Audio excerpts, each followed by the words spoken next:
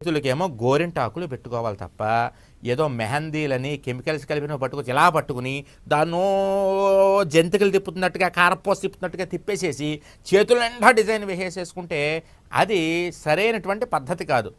గోరింటాకు చెట్టు నుంచి శుక్రవారం కానీ మంగళవారం కానీ కాకుండా మిగిలినటువంటి రోజుల్లో అది కూడా చీకటి పడకుండా చెట్టు నుంచి కోసి ఆ రోజు రాత్రి దాన్ని చక్కగా రుబ్బి ఒక రాత్రి నిద్ర చేయించి కానీ లేకపోతే వెంటనే పెట్టుకున్నా కానీ పెట్టుకుని ఒక 2 గంటల సేపు చేతికి ఉంచుకుని తర్వాత తీసేసిన తర్వాత చేతులు శుభ్రంగా కడిగేసిన తర్వాత కాస్త కొబ్బరి నూనె వేసి శుభ్రంగా చేతికి రాసుకుని ఆ చెయ్యి ఎర్రగా పండిందనుకోండి, నరఘోష అనేటటువంటిది మీ ఒంటి వైపు కాదు కదా, మీ ఇంటి వైపు కూడా రాదు.